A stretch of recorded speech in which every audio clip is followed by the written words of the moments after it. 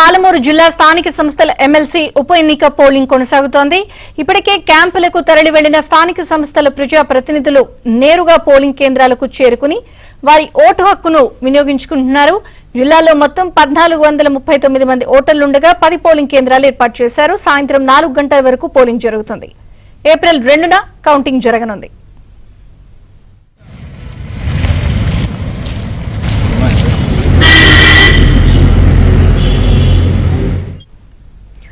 ఉత్కంఠ మధ్య జరుగుతున్న ఉప ఎన్నిక కావడంతో జిల్లా యంత్రాంగం పకడ్బందీగా ఏర్పాట్లు చేసింది. కల్వకుర్తి ఎమ్మెల్యేగా గెలిచిన తర్వాత కసిరెడ్డి నారాయణరెడ్డి తన ఎమ్మెల్సీ పదవికి రాజీనామా చేయడంతో ఉప ఎన్నిక అనివార్యమైంది. ఫిబ్రవరి 26న ఉప ఎన్నిక షెడ్యూల్ వెలువడగా కాంగ్రెస్ తరపున మన్నె జీవన్ రెడ్డి, బీఆర్ఎస్ తరపున నవీన్ కుమార్ రెడ్డి బరిలో నిలిచారు. మరో స్వతంత్ర అభ్యర్థి సుదర్శన్ గౌడ్ కూడా బరిలో ఉన్నప్పటికీ బీఆర్ఎస్ కాంగ్రెస్ మధ్య హోరాహోరీ పోరు జరగనుంది.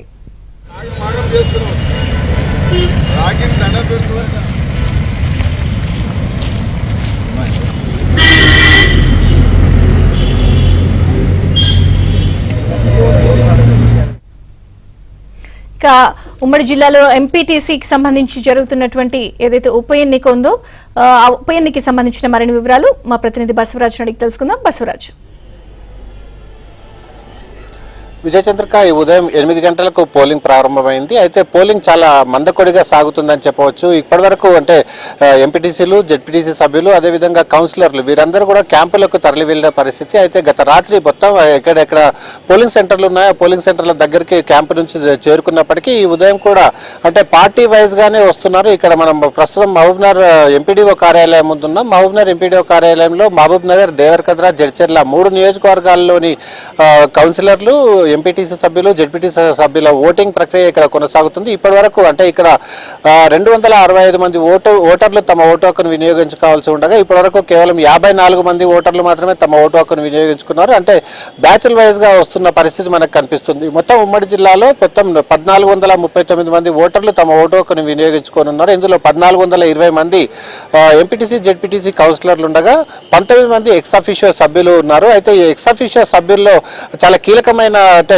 సీఎం రేవంత్ రెడ్డి కూడా ఇవాళ కొడంగల్లో తన ఓటు హక్కును వినియోగించుకునేందుకు ఇక్కడికి కొడంగల్కు మధ్యాహ్నం 2 గంటలకు వచ్చి తన ఓటు హక్కును వినియోగించుకుంటారు. అదేవిధంగా మిగతా ఎమ్మెల్యేలు 13 మంది కూడా ఆయా నియోజకవర్గాల కేంద్రాల్లో వాళ్ళ ఓటు హక్కును వినియోగించుకున్నారు. వీరితో పాటుగా ఎంపీలు 2 కూడా ఓటు హక్కు వినియోగించుకుంటారు. 3 ఎమ్మెల్సీలు కూడా ఎక్స్ అఫీషియల్ సభ్యులుగా తమ ఓటు హక్కును వినియోగించుకోవాల్సి ఉండగా ఇప్పటికే నాగర్ కర్నూలులో కూచకుల దామోదర్ రెడ్డి తమ ఓటు హక్కును వినియోగించుకున్నారు. గద్వాల్లో ఎమ్మెల్యే కృష్ణమోహన్ రెడ్డి తన ఓటు హక్కును వినియోగించుకున్నారు. గద్వాల్లో కొంత ఉద్రిక్తత పరిస్థితి ఏర్పడింది. కృష్ణమోహన్ రెడ్డి అక్కడ ఏదైతే పోలింగ్ సెంటర్ దగ్గర ఉన్నారో పోలీసులు నిరాకరించడంతో పోలీసులతో కృష్ణమోహన్ రెడ్డి వాగ్వాదానికి దిగిన సందర్భం అక్కడ కనిపించింది. మొత్తానికి ఉదయం నుంచి కూడా చాలా ప్రశాంతంగా ఎన్నికల పోలింగ్ ప్రక్రియ కొనసాగుతుంది. మొత్తానికి ఎక్కడ కూడా అంటే అవాంఛనీయ సంఘటన జరగకుండా ప్రతి పోలింగ్ స్టేషన్ ముందు కూడా భారీగా పోలీసులు బందోబస్తు ఏర్పాటు చేశారు. దాదాపు ప్రతి పోలింగ్ స్టేషన్ ముందు కూడా 150 మంది పోలీసులు తమ యొక్క విధులు నిర్వహిస్తున్నారు. ఎలాంటి అవాంఛనీయ సంఘటన జరగకుండా పకడ్బందీ చర్యలు చేపడుతున్నారు. ఈ ఉదయం ప్రారంభమైన పోలింగ్ ప్రక్రియ 4 గంటల వరకు కొనసాగుతుంది. దీంట్లో కౌన్సిలర్లు ఇప్పటికే దాదాపు మహబూబ్నగర్ టౌన్ లో ఉండే కౌన్సిలర్లు 20 మంది ఓటు హక్కును వినియోగించుకోగా ఇంకా మిగతా వాళ్ళు కూడా మందకొడిగా వస్తున్నారు. సాయంత్రం 4 గంటల వరకు పోలింగ్ ప్రక్రియ కొనసాగే అవకాశం ఉంది. కాంగ్రెస్, బీఆర్ఎస్ 2 పార్టీలు కూడా చాలా ప్రతిష్టాత్మకంగా తీసుకోవడంతో ఆ ఓటింగ్ పూర్తిగా అంటే దాదాపు 95-100% ఓటింగ్ కొనసాగే అవకాశం మాత్రం కష్టంగా కనిపిస్తుంది. విజయచంద్రిక. Thank you Basavaraju.